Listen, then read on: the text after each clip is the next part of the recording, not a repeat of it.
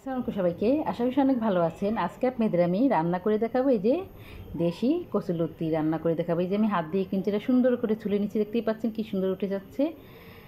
এই যে কচুলতিটা কিন্তু আমার কেটে নেওয়া হয়ে গেছে, ভালো মতন ধুয়ে পরিষ্কার করে নিয়েছি। এখন আমি চুলায় যে গরম পানি দিয়েছি, গরম পানি দিয়ে আমি কিন্তু এটা একটু বলক দিয়ে নেব। বলক দিয়ে নিলে কী হয়, সুন্দর কিন্তু সবুজটা থাকে আর খেতেও কিন্তু ভালো লাগে। এই যে দেখতেই পাচ্ছেন সেদ্ধ করে নেওয়া কিন্তু আমার হয়ে গেছে, বলক দিয়ে নিয়েছি। রান্না করার জন্য এখানে আমি তেল দিয়ে নিলাম পরিমাণ মতন, আর দিয়ে দিচ্ছি পেঁয়াজ কুচি। পেঁয়াজটা যখন অল্প ভাজা হয়ে যাবে তখন দিয়ে দেবো চিংড়ি মাছ। এখানে আমি ছোটো চিংড়ি মাছ দিয়ে রান্না করব। এখানে কিন্তু আমি রসুনও কেটে দিয়েছি আর 4টা কাঁচামরিচ দিয়েছি।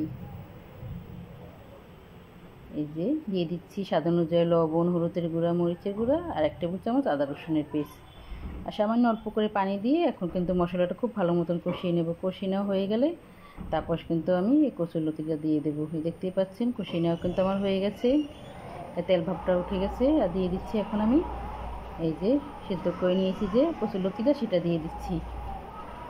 দিয়ে লাড়াচাড়া দিয়ে কিন্তু আমি ঢাকনা দিয়ে ঢেকে দেবো। এই যে দেখতেই পাচ্ছেন আমি কিন্তু আরও 2-3 বার ঢাকনার উপরে লাড়া দিয়েছি। কষিয়ে নেওয়া আমার কিন্তু হয়ে গেছে। এখানে দিয়ে দিচ্ছি আমি 1 কাপের মতন গরম পানি। অবশ্যই কচুরলতিতে কিন্তু গরম পানি দেওয়ার চেষ্টা করবেন, সুন্দর সেদ্ধ হবে, নাহলে কিন্তু এটা কিন্তু ভালো সেদ্ধ হচ্ছে না ঠান্ডা পানি দিলে। এই যে লাড়া দিয়ে আবার ঢাকনা দিয়ে ঢেকে দিলাম। এই দেখতেই পাচ্ছেন কচুরলতিটা কিন্তু আমার রান্না করা হয়ে গেছে। আমি বাটিতে উঠে একটু পরিবেশন করে দেখাচ্ছি কেমন হয়েছে। একবার হলেও আমি যেভাবে রান্না করেছি রান্না করে খেয়ে দেখেন, অসম্ভব ভালো লাগবে। সবাইকে অসংখ্য ধন্যবাদ আমার ভিডিও দেখার জন্য।